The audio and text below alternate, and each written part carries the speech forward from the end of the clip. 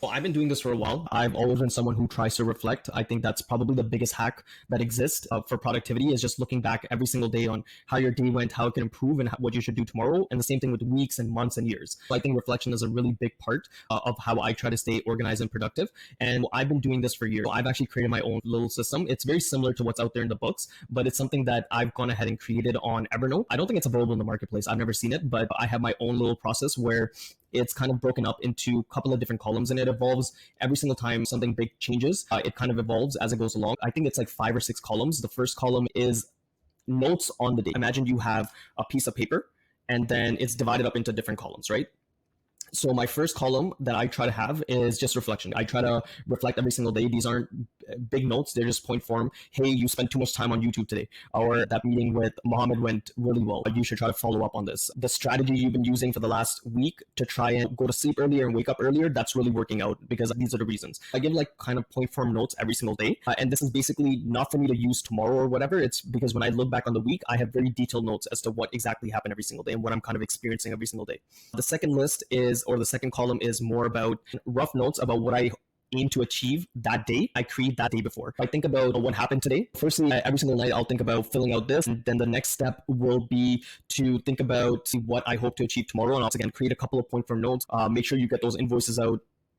Start doing this course that you just started, get at least 30 minutes of it done. So I'll put those notes in the next column. And then in the column after that is basically just high level stuff that I need to get done in the month. So this isn't stuff that I need to start today or tomorrow. It's stuff that I might need to start in a week, but it's still something that's very pressing. And I want it sort of represented on my calendar so that when I do have time, I can quickly just start chipping away at it.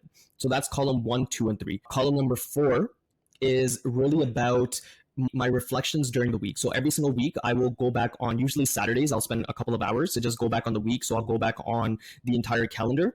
I'll go back on my calendar as it's kind of booked to give me an idea as to what happened. I'll take down some notes. I'd review my notes that I've already been making every single day. I'll review those. I'll start reviewing some of my other notes that I kind of take. I take a lot of notes, and I use Evernote, by the way, just about key points. And then basically I summarize all those key points and I start taking the most important things and I'll start putting them. These are the things you need to remember. These aren't really work related things. These are more behavioral related things. So for example, one of the things is what I was talking about earlier, which is you can't have too many different focuses. You need to try to solve one bottleneck at a time. And right now it's finance. I have that listed at the top. So I know regardless of what's happening, if I have any spare time, this is what I need to focus on.